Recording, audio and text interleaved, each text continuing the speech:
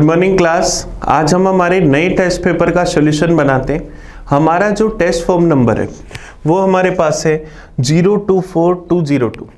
ये हमारे पास हमारी एनटीपीसी एग्जाम की टेस्ट सीरीज है जिसमें मैथ्स के टोटल 30 क्वेश्चंस हैं।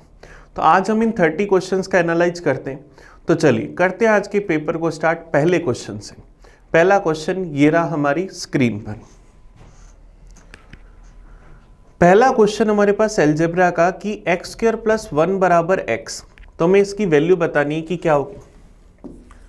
अब एक्स स्क्वायर प्लस 1 बराबर जब एक्स होता है तो हम सब लोग जानते हैं कि एक्स क्यूब की वैल्यू क्या होगी -1। एक्स क्यूब की वैल्यू क्या होगी -1। अब देखो ये कैसे होगी अगर आपको पता करना है तो एक्स प्लस 1 अपॉन एक्स बराबर अगर 1 है तो अगर हमें एक्स क्यूब प्लस 1 निकालना है कि क्या होगा तो एक्स क्यूब प्लस 1 का फॉर्मूला क्या होगा एक्स प्लस 1 इंटू में एक्स स्क्वायर प्लस 1 माइनस में एक्स। यहां से अगर अपन इसका एलसीएम ले तो x square plus 1 upon x बराबर 1 तो एक्स स्क्वायर प्लस 1 बराबर एक्स, या x square plus 1 minus x बराबर 0। तो x square plus 1 minus x बराबर 0, तो 0 से किसी को भी गुना करा, अगर मैंने x प्लस 1 को 0 से गुना करा तो आंसर क्या आया 0। इसका मतलब एक्स क्यूब प्लस 1 बराबर 0, तो एक्स क्यूब बराबर -1। तो हमने क्या कहा कि यहां से एक्स क्यूब क्या आया -1। हमें चाहिए एक्स की पावर 12 प्लस एक्स की पावर 6 प्लस 1। एक्स की पावर 12 क्या एक्स क्यूब की पावर 4, एक्स की पावर 6 एक्स क्यूब का स्क्वायर प्लस 1, -1 की पावर 4 प्लस 1, -1 की पावर 2 प्लस 1 प्लस 1। तो आंसर क्या आ जाएगा 3। तो आंसर क्या आ जाएगा ऑप्शन बी। ऑप्शन बी हमारे पास 71 का आंसर आ गया। चलिए नेक्स्ट क्वेश्चन की ओर बढ़ते हैं 72 की ओर। In a relief camp of 550 man the food was enough for 28 days. If 150 more people join the camp, the same amount of food will be enough for। हमें कह रहा है 550 लोगों के लिए कोई एक खाना है किसी शिविर में 28 दिन का। अब हमें कह रहा है यदि 150 और अधिक व्यक्ति शिविर में शामिल हो जाएं तो व्यक्ति कितने हो जाए 700। तो ये खाना कितने दिन चलेगा x दिन। यहां से हमें क्या करना है इस x की वैल्यू निकालनी, क्रॉस मल्टीप्लाई कर दें।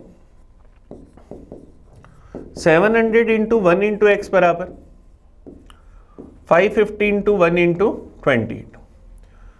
0 से 0 कैंसिल, 7 से गया 4 बार, 7 से गया 10 बार, 5 से गया 11 बार, ये गया 2 बार, 2 से गया 2 बार, 11 इंटू 2 22। तो ये खाना कितने दिन चलेगा 22 दिन। ये हमारा आंसर आ जाएगा। तो ऑप्शन ए हमारा आंसर आ जाएगा। ये हमारे पास टाइम एंड वर्क का कंसेप्ट है। चलिए नेक्स्ट क्वेश्चन की ओर बढ़ते हैं, क्वेश्चन नंबर 73 की ओर। The number of the employees working in a firm is increase by 25%, the wages per head are decrease by 25%। If it result in x% decrease in the total wages then the value of x। काम करने वाले employees की संख्या में 25% की वृद्धि कर दी और क्या करा पर हेड जो वेजेज है उसको क्या करा 25% डिक्रीज कर दिया। तो हमें क्या करना है टोटल वेजेज पर नेट इफेक्ट बताना है कि क्या होगा। तो क्या करें नेट इफेक्ट का फॉर्मूला लगा दें। तो नेट इफेक्ट अगर निकालें तो क्या आएगा 25 minus 25 plus 25 into minus 25 by 100, plus 25 minus 25 cancel, plus into minus minus 25 से गया एक बार, ये गया 4 बार, तो -25/4। इसका मतलब 25/4% की क्या हो जाएगी कमी हो जाएगी। और हमें x की टर्म में दे रखा है तो x की वैल्यू 25/4। ये हमारा आंसर आ जाएगा। ये हमारे पास नेट इफेक्ट का क्वेश्चन था। हम चाहें तो यहां सक्सेसिव चेंज भी लगा सकते थे। 25% की वृद्धि कर रहे थे, दूसरी वैल्यू 25% कम कर रहे थे। 25% का मतलब 1/4 से बढ़ा रहे और दूसरी वैल्यू 1/4 से कम करें। तो वैल्यू 4 थी, 1 बढ़ाई तो 5 हो गई, 4 थी 1 कम हुई तो 3 हो गई। इसका मतलब वैल्यू क्या हुई 16 से 15। कितनी कम हुई 1, किससे 16 से। परसेंटेज में चाहिए इंटू करा 100% से, 4 से काट दिया 25/4% कम हो गई। तो आंसर क्या गया ऑप्शन डी। चलिए नेक्स्ट क्वेश्चन की ओर बढ़ते हैं 74 की ओर। When two trains were running in the same direction at 90 km/h and 70 km/h respectively, then the fastest train passed a man sitting in the slower train in 36 seconds. Find the length of fastest train. कह रहे एक ही दिशा में दो ट्रेनें, पहली train की speed है 90, दूसरी ट्रेन की स्पीड है 70। दोनों ट्रेनें सेम डायरेक्शन में जा रही, क्रॉस करने का टाइम हमें दे रखा है 36 सेकेंड। फास्टेस्ट ट्रेन की लेंथ हम मान लेते हैं एल मीटर। तो हमें क्या दे रखा है कि तीव्र गति वाली ट्रेन कम गति वाली ट्रेन में बैठे व्यक्ति को, पर्सन को 36 सेकेंड में क्रॉस कर जाती है, तो तेज ट्रेन वाली की लंबाई बतानी कि क्या होगी। टाइम बराबर relative distance upon relative speed. Time है 36 सेकेंड, रिलेटिव डिस्टेंस ट्रेन की लेंथ, रिलेटिव स्पीड, दोनों सेम डायरेक्शन में जा रहे हैं तो दोनों की स्पीड का डिफरेंस 90 और 70 का डिफरेंस 20 km/h में मीटर पर सेकंड में बदलने के लिए 5/18, 18 से गया 2 बार, 20 × 500, तो एल की वैल्यू 100 × 2 200। तो तेज गति वाली ट्रेन की लंबाई 200 मीटर। हमारा आंसर क्या आ जाएगा ऑप्शन डी। ऑप्शन डी इसका आंसर आ जाएगा। चलिए नेक्स्ट क्वेश्चन की ओर बढ़ते हैं, क्वेश्चन नंबर 75 की ओर। ये हमारा टाइम एंड डिस्टेंस का क्वेश्चन था। क्वेश्चन नंबर 75 देखो हमें क्या करें। किसी कस्बे की 5000 जनसंख्या में 60% पुरुष है जिसमें से 20% शिक्षित है।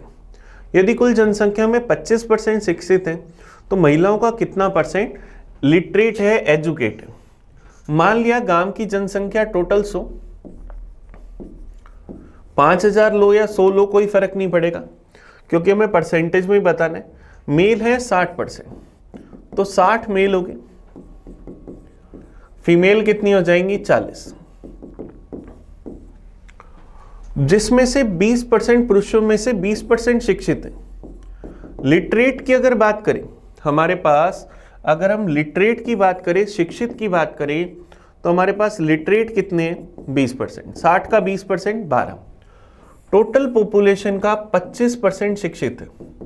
इसका मतलब कितने शिक्षित हैं 100 का 25% 25, 12 पुरुष शिक्षित हैं, टोटल 25 लोग शिक्षित हैं। इसका मतलब महिलाएं कितनी शिक्षित होंगी 13 महिलाएं शिक्षित हैं, कितने में से 40 में से। परसेंटेज में चाहिए इंटू करा 100% से, 0 से 0 गया, 2 से गया 2 बार, ये गया 5 बार, 13 5 65/2 या 32 से 1/2% या 32.5%।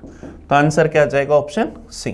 तो गांव की कितने परसेंट महिलाएं शिक्षित हैं 32.5%। टोटल पॉपुलेशन 5000 की हमें यहाँ कोई जरूरत नहीं है क्योंकि अगर हमें वैल्यू न्यूमेरिक आंसर देना होता किसमें से कितनी महिलाएं शिक्षित हैं तब शायद इस 5000 की जरूरत पड़ती। अदरवाइज हम बिना किसी रीजन के क्यों अपनी कैलकुलेशन को बढ़ाएं। चलिए नेक्स्ट क्वेश्चन पर आते हैं 76 पर। The length of the train and that of a platform are equal. If with the speed of 90 km/h a train crosses the platform in 1 minute, the length of train is. हमें कह रहा है train और platform की लंबाई बराबर है। Train की लेंथ मानी एल मीटर, प्लेटफॉर्म की लेंथ भी मानी एल मीटर। हमें कह रहा है एक ट्रेन है जिसकी स्पीड है 90 km/h, प्लेटफॉर्म को क्रॉस करने में टाइम लेती है 1 मिनट। प्लेटफॉर्म को क्रॉस करने में 1 मिनट लगती है, तो ट्रेन की लेंथ बतानी कि क्या होगी। टाइम बराबर relative distance upon relative speed. 1 minute का मतलब 60 सेकेंड, रिलेटिव डिस्टेंस दोनों की लेंथ का टोटल 12, रिलेटिव स्पीड 90, मीटर पर सेकेंड में बदलने के लिए 5/18, 18 से गया 1 बार, ये गया 5 बार, तो 2 से गया 30 बार। तो L की वैल्यू 30 × 25, तो एल की वैल्यू क्या है 750। तो ट्रेन की लंबाई क्या आ जाएगी 750 मीटर। ये हमारा आंसर आ गया। और आप चाहते तो डायरेक्ट ये निकाल सकते थे कि ट्रेन 90 किलोमीटर पर आवर की स्पीड से 1 मिनट में कितनी डिस्टेंस चलेगी। तो 90 इंटू 1/60 1.5 किलोमीटर चलेगी। पूरी 1.5 किलोमीटर दूरी मतलब 1500 मीटर। 1500 मीटर ट्रेन और प्लेटफॉर्म दोनों की लेंथ है। तो ट्रेन की लेंथ आधी, 1500 का आधा 750। चलिए नेक्स्ट क्वेश्चन की ओर बढ़ते हैं। 77 in a triangle XYZ angle is x is equal to 90 degree और PXZ का मध्य बिंदु है। तो हमें इसका मान बताना है कि क्या होगा। चलिए क्वेश्चन के लिए डायग्राम बना लेते हैं सबसे पहले।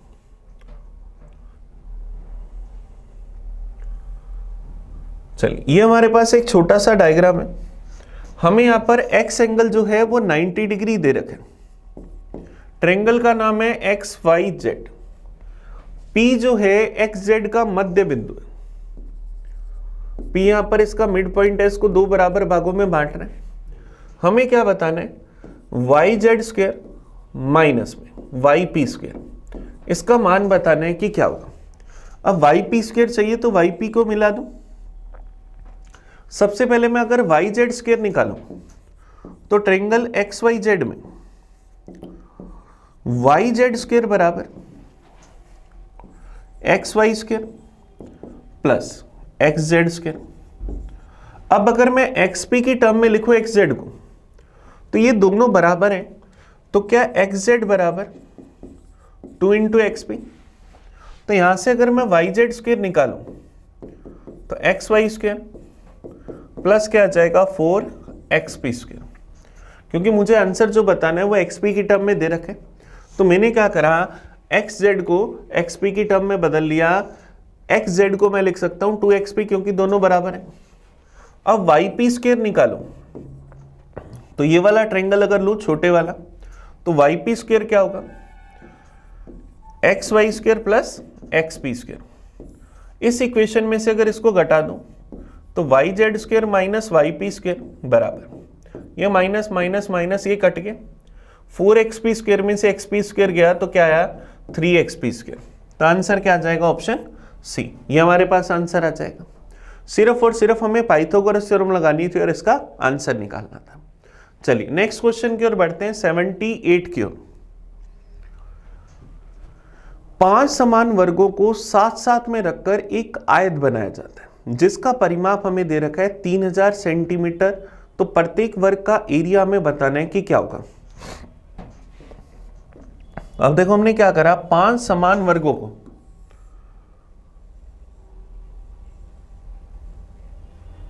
ये हमारे पास एक स्क्वायर। सेम ऐसे हम क्या करें इसके साथ में और स्क्वायर बना लें।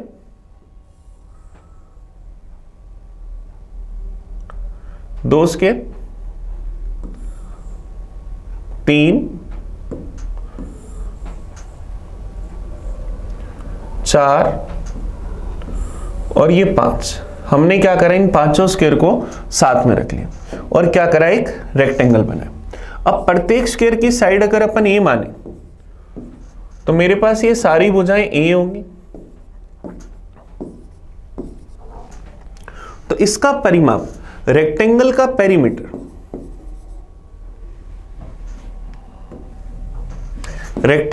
पेरीमीटर हमारे पास क्या होगा 2 इंटू एल प्लस बी। तो इसकी पूरी लंबाई कितनी आ गई 5 है। बी कितनी आ गई ए। तो क्या आ जाएगा 2 इंटू 6 है 12 है बराबर पूरा परिमाप कितना है 3000 सेंटीमीटर। तो ए का मान क्या आएगा 3000 बटा 12। तो क्या जाएगा 250। ए का मान 250 सेंटीमीटर। तो स्क्वायर का एरिया ए स्क्वायर होता है तो क्या जाएगा 250 का स्क्वायर। तो क्या जाएगा 62,500 62500 सेंटीमीटर स्क्वायर। ऑप्शन क्या जाएगा सी। बस हमें क्या करना था इन पांचों स्क्वायर को इस तरह से एक दूसरे के साथ में रखना था। चलिए नेक्स्ट क्वेश्चन की ओर बढ़ते हैं। क्वेश्चन नंबर 79 की ओर। हमें क्या करें x and y together have 1300. If rupees 10 less than 3/5 of the amount of x is equal to the half of the amount of y, then how much does x have? कह रहे x और y के पास मिलाकर total 1300 रुपए। मान लिया x के पास x रुपए और y के पास y रुपए। हमें कह रहे x की राशि के 3/5 से 10 रुपए कम y की राशि के आधे के बराबर है। x की राशि के 3/5 से 10 रुपए कम y की राशि के आधे के बराबर है। तो x के पास बताना है कि कितने रुपए। अब इस पूरी इक्वेशन को अगर मैं सोल्व करूं, पूरी इक्वेशन को अगर 10 से मल्टीप्लाई कर दूं, तो पूरी इक्वेशन को अगर मैं 10 से गुना करूं तो 5 से चला जाएगा 2 बार, 6x माइनस में 100 बराबर 5y, या मैं लिख दूं 6x माइनस 5y बराबर 100। ये हमारे पास इक्वेशन नंबर 2 बनी। इससे पहले वाली इक्वेशन को हम फर्स्ट कह देते हैं। हमें पता है x का मान बताना है, इसका मतलब y को गायब करना है। तो फर्स्ट इक्वेशन को अगर मैं 5 से गुना करूं तो 5x plus 5y, 13 into 5 6500, 6x minus 5y बराबर 100। इस इक्वेशन में इसको जोड़ दूं तो ये cancel, 5x plus 6x 11x बराबर 6600, तो x बराबर 600। तो x के पास कितने रुपए हैं? 600 रुपए। ये हमारा आंसर आ जाएगा ऑप्शन बी। बस हमने यहाँ से 2 लीनियर इक्वेशन बनाई और इनको सोल्व करते हमारा आंसर आ गया। चलिए नेक्स्ट क्वेश्चन की ओर बढ़ते। क्वेश्चन नंबर 79 के बाद 80 नंबर। नेक्स्ट क्वेश्चन देखिए 80 क्या करे। देखिए 80 हमारे पास सिंप्लीफिकेशन का क्वेश्चन है। हमें इसकी वैल्यू बतानी है कि क्या होगी। 3 प्लस 2 रूट 2 की पावर -3 प्लस 3 माइनस 2 रूट 2 की पावर -3। इसको सिंप्लीफाई करना है कि क्या होगा। ये पहली टर्म क्या है, 1/3 प्लस 2 रूट 2 की पावर 3 प्लस 1/3 माइनस 2 रूट 2 की पावर 3। ये हमारे पास है। अब अगर मैं इसको यहां से रेशनलाइज कर दूं, क्योंकि बटा में रूट वाली टर्म नहीं रखते, तो ये बन जाएगा 3 माइनस 2 रूट 2 की पावर 3 प्लस बन जाएगा 3 प्लस 2 रूट 2 की पावर 3। ये हमारे पास बन जाएगा। क्योंकि जब मैं इसको ऊपर लेकर जाऊंगा तो अपोजिट वैल्यू ऊपर आ जाएगी और बटा में 3 का स्क्वायर 9 माइनस 2 रूट 2 का स्क्वायर 8, 9 माइनस 8 क्या बनेगा 1। अब हमें पता है ए क्यूब प्लस बी क्यूब क्या होता है, ए प्लस बी का होल क्यूब माइनस में 3ab ए प्लस बी। तो अगर मैं इसको a मानूं और इसको b मानूं तो मेरे पास क्या a cube plus B cube है। तो चलो a प्लस बी का whole cube 3 minus 2 root 2 plus 3 plus 2 root 2 का होल क्यूब माइनस में 3 माइनस 2 रूट 2 इंटू में 3 प्लस 2 रूट 2 इंटू के अंदर क्या आएगा 3 minus 2 root 2 plus 3 plus 2 root 2। ये हमारे पास टर्म आ जाएगी। तो ये दोनों टर्म कट जाएंगे। 3 प्लस 3 6 का क्यूब माइनस में 3 into A plus B into A minus B क्या बनेगा A square minus B square 9 minus 8। ये दोनों कट जाएंगे इंटू में 6। 6 का क्यूब 216 माइनस में 6 3 18, 216 में से 18 गई तो 198। तो हमारा आंसर क्या जाएगा ऑप्शन डी। ऑप्शन डी हमारे पास इसका सही आंसर आ जाएगा। सिर्फ और सिर्फ अलजेब्रा का कंसेप्ट जो है रेशनलाइजेशन, हमें उसका अच्छे से यूज करना था और एक अलजेब्रा का फॉर्मूला यूज करना था। चलिए नेक्स्ट क्वेश्चन की ओर बढ़ते 81 की ओर। 81 देखो हमारे पास क्या है, ट्रिग्नोमेट्री का क्वेश्चन है। हमें इसकी वैल्यू बतानी है कि किसके बराबर है। 1 cos a प्लस 1 इंटू के अंदर 1 cos a माइनस 1 माइनस में 10 स्क्वायर। हमें इसकी वैल्यू बतानी है कि क्या होगी। अब देखो हमें वैसे इसका आंसर न्यूमेरिक वैल्यू दे रखा है, तो आप एंगल ए की जगह 45 डिग्री रखोगे तो आपका आंसर आ जाएगा। अगर मैं ए की जगह 45 डिग्री रखता हूं तो मुझे पता है cos 45 डिग्री 1/√2, tan 45 डिग्री 1। तो अगर मैं ऐसा लिखूं तो 1/√2, रूट 2 ऊपर आ जाएगा, √2 + 1 इंटू में √2 - 1 माइनस में 1 का square, A plus B into A minus B क्या आ जाएगा, A square minus B square minus में 1, तो 1 माइनस 1 आंसर क्या आ जाएगा 0। तो सीधा सीधा हमने थीटा 45 डिग्री रखकर कर लिया। अगर हम ऐसा नहीं करना चाहें, इस क्वेश्चन को बेसिक कंसेप्ट से करना चाहें, तो 1 upon cos A plus 1, 1 upon cos A minus 1 minus में 10 स्क्वायर, इसका अगर एलसीएम लोगे तो क्या आएगा 1 प्लस कोस ए अपॉन में cos A into 1 minus cos A upon cos A minus में 10 स्क्वायर। अब a plus B into A minus B, A square minus B square, तो 1 minus cos square A upon में cos A into cos square A minus 10 square A, 1 minus cos square A sine square A upon में cos square A minus में 10 square ए, तो sign square A upon cos square A 10 square A minus 10 square A, 10 square ए से 10 square ए cut गया, answer 0। ये हमारा answer आ गया। तो हम इस तरह से भी कर सकते हैं, हम चाहते तो इसको चेंज भी कर सकते थे, जो हमारे पास हमारा ट्रिग्नोमेट्री का फॉर्मूला उसकी मदद से। चलिए नेक्स्ट क्वेश्चन पर आते हैं, क्वेश्चन नंबर 82 पर। A sum of money is lent out at compound interest rate of 20% per annum for 2 years. It would fetch 482 rupees more if interest is compounded half yearly than the sum is. हमने एक राशि को 20% की दर से 2 साल के लिए CI पर उधार लिया। तो अगर हम इसको क्या करें, हाफ ईयरली कैलकुलेशन करते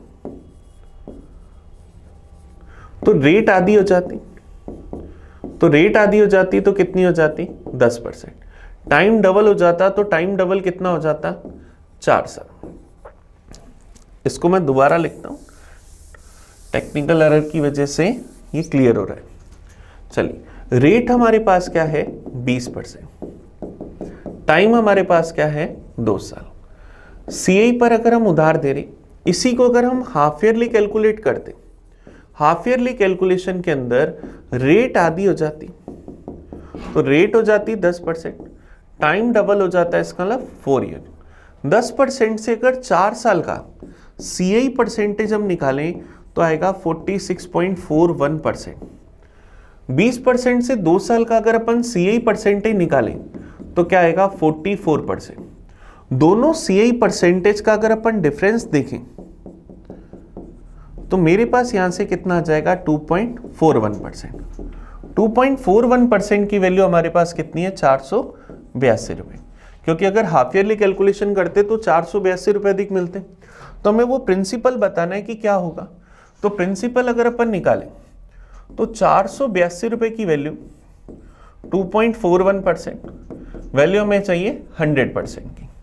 परसेंटेज से परसेंटेज क्या, पॉइंट अगर मैं हटा दूं तो ऊपर 2 जीरो और आ जाएंगे गुना में, 2 से 41 से गया 2 बार, 100 इंटू 100 10,000 इंटू 2 20,000। तो प्रिंसिपल कितना आ जाएगा 20,000। हमारा आंसर क्या आ जाएगा none of these, option D, इनमें से कोई नहीं। अब किसी को ये दिक्कत आ रही हो कि ये कैसे निकाला, तो आप लोगों को इसके लिए नेट इफेक्ट लगाना पड़ेगा। इसके लिए भी नेट इफेक्ट लगा लो या डायरेक्ट तरीका होता है उसकी मदद से निकाल लो। चलिए नेक्स्ट क्वेश्चन पर आते हैं 83 पर। The average of 4 positive integer is 72.5, the highest is 117, the lowest integer is 15, the difference between the remaining 2 integer is 12, which is the higher of these 2 remaining integer. हमारे पास 4 नंबर्स हैं, इनका average हमें दे रखा है 72.5। तो अगर अपन चारों नंबर्स का टोटल निकालें तो 72.5 इंटू 4 290 आया। इसमें से सबसे बड़ा 117 है, सबसे छोटा 15 है। तो इन दोनों को अगर अपन इसमें से घटा दें तो बचे हुए 2 नंबर्स का सम आ जाएगा। यहां से मैं क्या कर रहा हूं 132 घटा रहा हूं तो क्या आ जाएगा 158। 290 में से 117 और 15 132 घटाए तो क्या 158। दो नंबर अगर ए और बी थे, इनका सम अगर 158 था और इन दोनों का डिफरेंस हमें दे रखा है 12, तो हमें क्या करना है, बड़ा बताना है कि कौन सा है। तो ए क्या होगा 158 प्लस 12/2, तो 170/2 85। तो दोनों में से बड़ा कौन है 85, ये हमारा आंसर आ गया। चलिए नेक्स्ट क्वेश्चन की ओर बढ़ते हैं। 84 की ओर। a बराबर 4 प्लस रूट 15, b बराबर 4 माइनस रूट 15, तो हमें इसकी वैल्यू बतानी है कि क्या होगी। a की वैल्यू है 4 प्लस रूट 15, b की वैल्यू है 4 माइनस रूट 15। हम लोगों को फाइंड क्या करना है, A square plus B square upon में A cube plus B cube. तब देखो A square plus B square क्या होगा, ए प्लस बी का होल स्क्वायर माइनस में 2ab। A cube plus B cube का अगर फॉर्मूला लगाए तो क्या होगा, ए प्लस बी का होल क्यूब माइनस में 3ab ए प्लस बी। तो अब हमने जैसे इसके लिए फॉर्मूले यूज करे तो हमें पता लगा कि एक तो ए प्लस बी चाहिए, एक ए इंटू बी। तो ए और बी दोनों को अगर मैं जोड़ूं तो ये दोनों कट जाएंगे, 4 प्लस 4 8 बनेगा। ए इंटू बी अगर करूं तो 4 प्लस रूट 15 इंटू के अंदर 4 माइनस रूट 15, तो मेरे पास क्या आ जाएगा 16 माइनस 15 क्या आ जाएगा 1। तो इनकी वैल्यू रख दी, 8 का स्क्वायर माइनस में 2 गुना 1 बटा में 8 का क्यूब माइनस में 3 गुना 1 गुना 8, तो 64 माइनस 2 62, 8 का क्यूब 512 माइनस में 8 दिए 24, तो 62 अपॉन क्या आ जाएगा 488 या 31 अपॉन में क्या आ जाएगा 244। तो हमारे पास क्या आ जाएगा 31 अपॉन 244, ये हमारा आंसर आ जाएगा ऑप्शन ए। चलिए नेक्स्ट क्वेश्चन की ओर बढ़े। 85 की ओर, ये हमारे पास अलजेब्रा का क्वेश्चन था, फॉर्मूला लगाते हमारा आंसर आ गया। 85 देखो हमें क्या करें, 2 कोट थीटा बराबर 5, तो हमें इस टर्म की वैल्यू बतानी है कि क्या होगी। 2 कोट थीटा बराबर 5, तो क्या कोट थीटा बराबर 5/2, कोट थीटा होता है cos theta upon sine theta. तो इसका मतलब कोस थीटा के लिए 5 और साइन थीटा के लिए 2 रख सकते हैं। हमें फाइंड क्या करना है, 10 साइन थीटा प्लस के अंदर 4 कोस थीटा अपॉन के अंदर 2 कोस थीटा माइनस में साइन थीटा। 10 साइन थीटा के लिए 2 रखा, 4 कोस थीटा के लिए 5 रखा, 2 कोस थीटा माइनस में साइन थीटा। तो क्या आ जाएगा 10 इंटू 2 20, 5 चौक 20 बटा में 10 माइनस 2, तो 40/8। ये आंसर क्या आ जाएगा 5। तो हमारा आंसर क्या आ जाएगा ऑप्शन डी, ये हमारे पास आ गया। ये ट्रिग्नोमेट्री का बड़ा इजी सा क्वेश्चन था, बस हमने कोट थीटा को cos theta upon sine theta की टर्म में चेंज कर लिया। चलिए नेक्स्ट क्वेश्चन की ओर बढ़ते हैं। 86 की ओर। हमें √3 की वैल्यू दे रखी है 1.732। हमें क्या करना है, इसका मान बताना है कि क्या होगा। अब देखिए मुझे बताना है 3 प्लस √6 अपॉन में ये पूरी टर्म। तो सबसे पहले मैं बटा वाली टर्म लिख लेता हूं, बटा वाली टर्म लिखता हूं और इसे सोल्व करता हूं।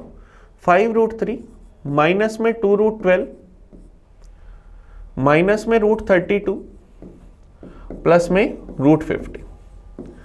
अब देखिए ध्यान देना, मेरे पास ये जो टर्म है 12, इसको मैं 4 गुना 3 सोचता हूं, 32 को 16 इंटू 2, 50 को 25 इंटू 2। तो क्या मैं ऐसा लिख सकता हूं 5√3, ये 4 बार आएगा, रूट में से 2 बनेगा, 2 इंटू 2 4√3, ये 16 बार आएगा, क्या बनेगा 4√2, 25 बार आएगा 5√2। 5√3 में से 4√3 गए √3, 4√2 गए 5√2 में से तो √2, तो बटा में क्या बचा √3 प्लस √2। तो मैं यहां से क्या लिख सकता हूं, मेरा क्वेश्चन अब मैं क्या लिखूंगा 3 प्लस √6 अपॉन में √3 प्लस √2। 3 को अगर मैं √3 इंटू √3, √6 को √3 इंटू √2 अपॉन में √3 प्लस √2 लिख लूं, और ऊपर से अगर √3 कॉमन ले लूं तो क्या √3 प्लस √2 अपॉन में √3 प्लस √2, तो ये दोनों टर्म्स कट जाएंगी, क्या बचेगा √3, और √3 की वैल्यू क्या है 1.732। तो हमारा आंसर क्या आ जाएगा ऑप्शन सी। ऑप्शन सी इसका सही आंसर आ जाएगा। सिर्फ और सिर्फ हमें इसको प्रॉपर तरीके से सिंप्लीफाई करना था। पहले हमने अपॉन वाली टर्म को सिंप्लीफाई करा और फिर दोनों को एक साथ में सिंप्लीफाई कर लिया, तो आंसर क्या आ गया ऑप्शन सी। चलिए नेक्स्ट क्वेश्चन की ओर चलते, क्वेश्चन नंबर 87 की ओर। और स्पेशली इसे 86 में ध्यान रखना, अगर हमें √3 की वैल्यू गिवन है तो 99% आंसर √3 या √3 के मल्टीपल में आएगा। तो 1.1441 का तो आने का मतलब ही नहीं। अगर मैं इसका डबल करूं तो 2.511 भी नहीं आएगा, और अगर मैं इसका 3 गुना करूं तो ये भी नहीं आएगा। तो √3 के मल्टीपल में एक ही है, तो आंसर सी आ गया। चलिए नेक्स्ट क्वेश्चन की ओर बढ़ते, 87 की ओर। दो संख्याओं का HCF और LCM 21 और 4641 है। यदि उन संख्याओं में से एक संख्या 200 और 300 के बीच में, तो दोनों संख्याएं बतानी है कि क्या होगी। दो नंबर्स का HCF 21, LCM हमारे पास क्या आएगा 4641। माना उन दोनों नंबर्स का रेशो A रेशो B, तो नंबर्स क्या होंगे 21A और 21B।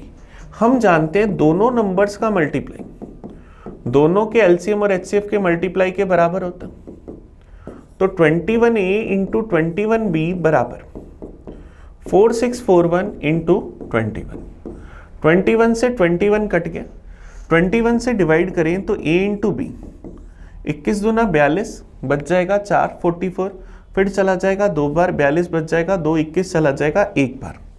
A इंटू B 221 है। कोई दो ऐसी वैल्यू सोचे जिनका मल्टीप्लाई 221 हो, तो क्या 17 और 13 का मल्टीप्लाई क्या 221। तो इसका मतलब ये नंबर्स हमारे पास क्या आएंगे 21 इंटू 17 और दूसरा नंबर 21 इंटू 13। तो 21 इंटू 13 अगर मैं करूं तो 210 और 63 273। 21 इंटू 17 अगर मैं करूं तो इसमें मैं 84 और ऐड कर दूं तो 357। तो ये संख्याएं क्या आ जाएंगी 273 और 357। एक संख्या 200 और 300 के बीच में है, तो हमारे लिए 273 हो गया। अब देखो इसने स्पेशली सारे ऑप्शन में 273 तो दे ही रखा है, लेकिन हमें स्पेशली अपना एग्जैक्ट नंबर निकालना है, तो क्या आ जाएंगे 357 और 273। चलिए नेक्स्ट क्वेश्चन की ओर बढ़ते हैं, क्वेश्चन नंबर 88 की ओर। और 87 में अगर किसी को दूसरा ऑप्शन चेक करना हो तो 21 का सब में भाग देकर देखो, 21 का भाग इसमें चला जाएगा, 21 का भाग इसमें नहीं जाएगा। 21 का भाग अगर मैं इसमें दूंगा तो 21 का भाग चला गया, एक बार बच जाएगा 153, इसमें भी नहीं जाएगा। 21 का भाग इसमें दूंगा तो इसमें भी नहीं जाएगा। तो हमारा आंसर क्या आ जाएगा ए। ऑप्शन से करना चाहो तो दोनों में 21 का डिवाइड करके देख लो। चलिए नेक्स्ट क्वेश्चन देखते हैं 88। यदि किसी वस्तु के मूल्य में 50% की वृद्धि हो तो इसके उपभोग पर समान व्यय बनाए रखने के लिए इसका उपयोग कितना कम करना होगा। If the price of A commodity is increase bye 15%, by that fraction must its consumption be reduced so as to keep the same expenditure on its consumptions। हमें कहा गया उसका रेट 50% से बढ़ गया, मतलब 1/2 बढ़ गया। तो रेट अगर ओरिजिनलिटी के अंदर 2 था तो अब कितना हो गया 3 हो गया। रेट अगर 2 से 3 हुआ तो क्वांटिटी हमें क्या करनी पड़ेगी 3 से 2 करनी पड़ेगी, तभी तो हमारा एक्सपेंडिचर जो है वो फिक्स रही। उसने यही तो कहा कि हमें क्या करना है सेम एक्सपेंडिचर करना है, सेम एक्सपेंडिचर करना है, समान व्यय बनाए रखना है। तो इसका मतलब क्या हुआ क्वांटिटी 3 से 2 करनी है तो कितनी कम करनी है 1, किससे कम करनी है 3 से, और हमें ये फ्रैक्शन में चाहिए तो 1/3 हमारा आंसर आ गया। तो 1/3 हमारा आंसर आ गया। एक कम करनी है किससे, 3 से। चलिए नेक्स्ट क्वेश्चन की ओर चलते हैं, क्वेश्चन नंबर 89 की ओर। 89 हमें क्या कह रहा है, ए boat goes 6 kilometre an hour in still water. एक नाव शांत जल में 1 घंटे में 6 किलोमीटर जाती है। शांत जल में 1 घंटे में 6 किलोमीटर जाती है, इसका मतलब शांत जल में उसकी चाल क्या आ जाएगी, 6 किलोमीटर पर आवर। फिर हमें कह रहे हैं वह धारा के विपरीत समान दूरी तय करने में 3 गुना समय लेती। अब धारा के विपरीत चलेगी तो किस स्पीड से चलेगी, x माइनस वाई से। 6 किलोमीटर की दूरी 3 गुना समय, इसका मतलब 3 घंटे में तय करेगी, तो x माइनस वाई क्या आएगा, 2 kilometre per hour. x minus Y 2 kilometre per hour आया, तो हमें बताना क्या है, तो हमें क्या करना है, धारा की चाल बतानी है कि किलोमीटर पर आवर में कितनी। तो x का मान 6 है, 6 माइनस वाई बराबर 2, तो y का मान 4, तो धारा की चाल 4 किलोमीटर पर आवर। ये हमारा आंसर आ गया। ये हमारे पास बोट एंड स्ट्रीम का बड़ा इजी सा क्वेश्चन था। शांत जल में चाल दे रखी है, अगेंस्ट द करंट मतलब धारा की विपरीत दिशा में चाल दे रखी है, तो हमें क्या करना है, धारा की चाल निकालनी। चलिए नेक्स्ट क्वेश्चन की ओर बढ़ते हैं, 90 नंबर। एक घनाभ की लंबाई, चौड़ाई और गहराई का योग 19 सेंटीमीटर है। इसका विकर्ण 5√5 सेंटीमीटर है, तो इसका पृष्ठीय क्षेत्रफल बताना है कि क्या होगा। एक क्यूबॉइड है जिसकी एल, बी और एच का सम हम लोगों को क्या दे रखा है, 19 सेंटीमीटर। इसका डायगोनल हमारे पास क्या होगा, रूट में L square plus B square plus H square. इसकी लेंथ हमें क्या दे रखी है, 5√5। तो हमें इसका टोटल सरफेस एरिया बताना है कि क्या होगा। तो यहां से क्या होगा, L square plus B square plus H square, अगर मैं रूट हटा दूं तो स्क्वायर कर दूं, तो 5√5 का स्क्वायर करूंगा 125 सेंटीमीटर स्क्वायर। अब मुझे टोटल सरफेस एरिया बताना है। क्यूबॉइड का, घनाभ का टोटल सरफेस एरिया क्या होता है, 2 into L B plus B H plus H L. तो हमारे पास क्या आएगा, अगर मैं फॉर्मूला यूज करूं अलजेब्रा का, L plus B plus H का होल स्क्वायर बराबर क्या होगा, L square plus B square plus H square plus 2 LB BH HL, ये हमारे पास आएगा। तो यहां से अगर LBH की वैल्यू 19 है तो 19 का square 361, L square B square H square की वैल्यू 125, तो हमें क्या 2LB plus BH plus HL की वैल्यू चाहिए थी। तो ये 125 इधर आते ही माइनस का, तो क्या आ जाएगा 2LB BH प्लस HL। 361 में से 125 घटाते, 11 में से 5 गए 6, 5 में से 2 गए 3, और ये क्या आ जाएगा 236। तो हमारा आंसर क्या आ जाएगा, ऑप्शन सी। ऑप्शन सी हमारे पास इसका सही आंसर आ जाएगा। चलिए नेक्स्ट क्वेश्चन की ओर बढ़ते हैं, क्वेश्चन नंबर 91 की ओर। 91 देखो हमारे पास क्या है, डीए का क्वेश्चन। हमें क्या कह रहा है, read the flowing graph carefully and answer the related question. निम्नलिखित ग्राफ का ध्यान से अध्ययन करें और उसके संबंधित प्रश्नों के उत्तर दीजिए। ये हम लोगों को एक्सपोर्ट दे रखा है जो इस टेबल में दिखा रखा है, और ये पॉइंट से जो हमें दिखा रखा है ये इंपोर्ट है। What is the increment percentage of export from 1990 to 1991? 1990 से 91 तक निर्यात में कितने परसेंट की वृद्धि हुई। 1990 में निर्यात क्या था, 6। 91 में कितना था, 30। 6 से 30 हो गया, कितना बढ़ा, 24। 24 बढ़ गया किससे, 6 से। परसेंटेज में चाहिए, इंटू करा 100% से, 6 से चला गया 4 बार तो 400%। तो आंसर क्या आ जाएगा, ऑप्शन ए। तो एक्सपोर्ट कितने परसेंट बढ़ गया, 400%। चलिए इसी पर बेस 3 क्वेश्चन, अगले क्वेश्चन पर चलते हैं, 92 पर।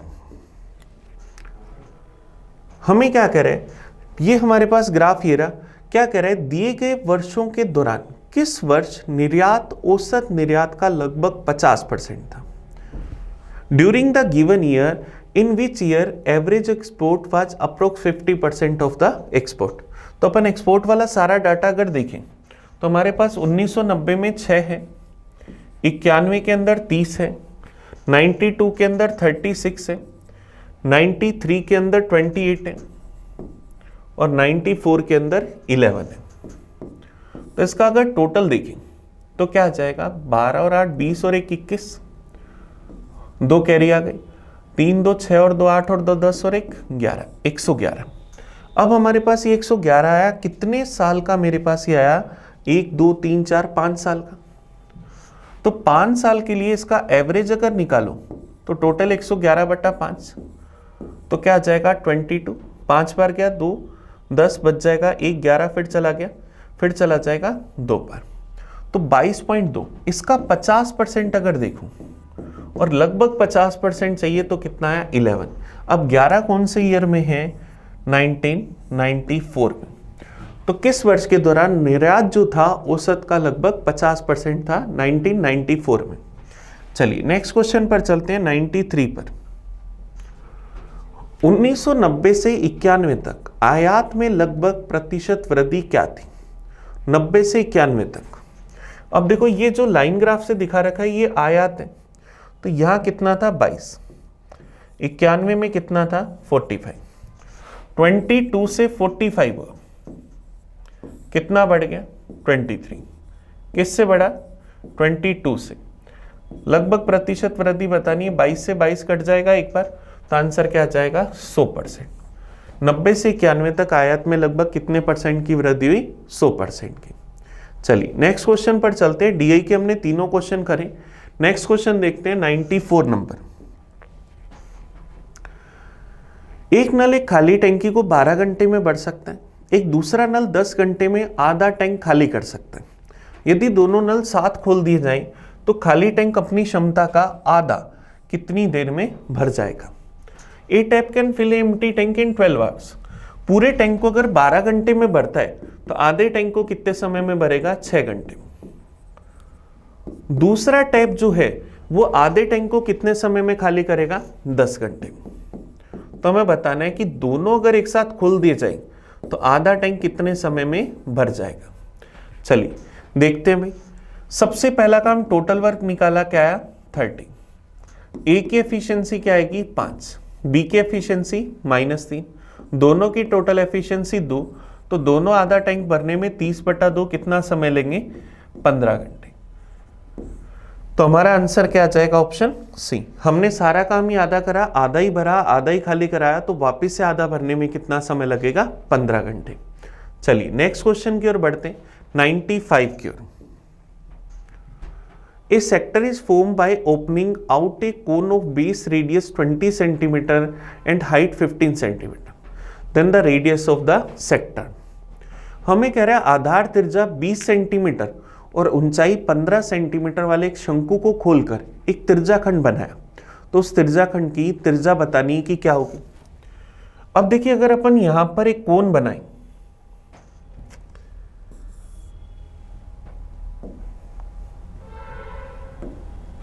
यहां पर अगर अपन एक कोन बनाए जिसकी रेडियस हमें क्या दे रखी है 20 सेंटीमीटर, हाइट हमें क्या दे रखी है 15 सेंटीमीटर, तो अगर अपन इसकी स्लांट हाइट निकाले तो क्या आएगी 25 सेंटीमीटर।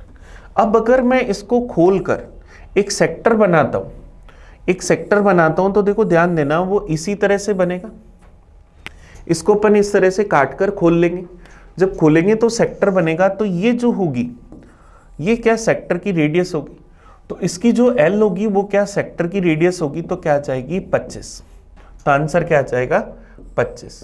अब ये सेंटीमीटर में तो आंसर सेंटीमीटर में आएगा, इन मीटर लिखा हुआ उसको सेंटीमीटर कर लेना, तो आंसर क्या आएगा 25 सेंटीमीटर। चलिए नेक्स्ट क्वेश्चन की ओर देखते हैं। अब 25 सेंटीमीटर में क्वेश्चन में अगर मीटर मेंशन है तो 25 सेंटीमीटर को अपन अगर मीटर में बदल लें तो 25/100, तो क्या जाएगा 1/4। तो मीटर में अगर बताना है तो आंसर क्या जाएगा 1/4। तो मीटर में हमारे पास ऑप्शन है 1/4, इसलिए हमने इसको मीटर में रहने दिया, तो आंसर क्या जाएगा ऑप्शन सी 1/4। चलिए नेक्स्ट क्वेश्चन की ओर बढ़ते हैं, 96 की ओर। एक निश्चित राशि पर एक निश्चित ब्याज की दर पर 2 साल का साधारण ब्याज और चक्रवृद्धि ब्याज क्रमशः 270 और 297 रुपीज, तो तो वह निश्चित राशि बतानी है कि क्या होगी। 2 ईयर का सिंपल इंटरेस्ट 270 रुपए और 2 ईयर का कंपाउंड इंटरेस्ट 297 रुपीज। तो हमें क्या करना है, प्रिंसिपल बताना है कि क्या होगा। चलिए कोशिश करते। अब प्रिंसिपल निकालना है तो यहां से देखो हम लोग क्या करें, या तो रेट फाइंड कर लें या तो रेट फाइंड कर लें।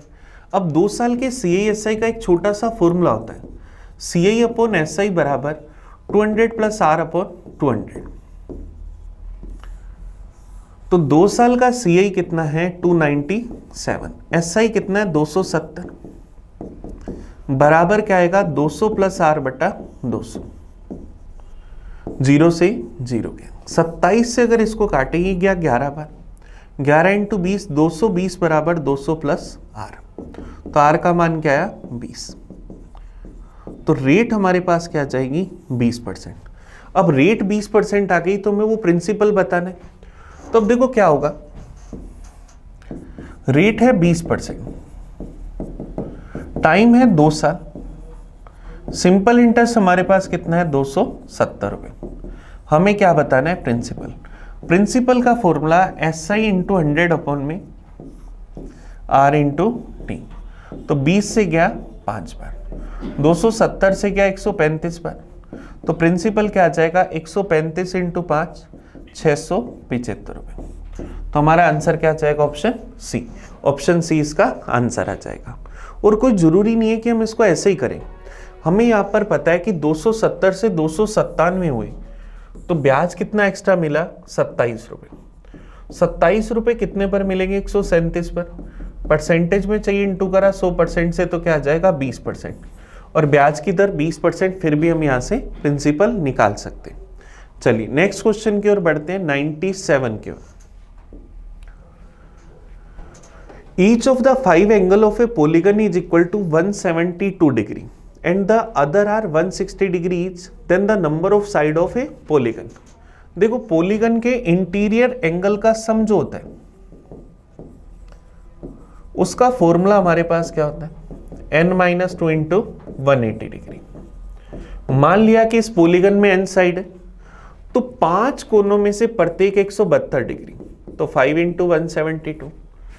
शेष कोनों में से 5 ही हो गए तो बचे कितने n-5, प्रत्येक कितने का 160 डिग्री का।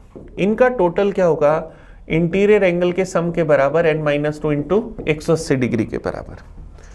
कि पोलीगन के इंटीरियर एंगल का सम होता है n-2 इंटू 180 डिग्री।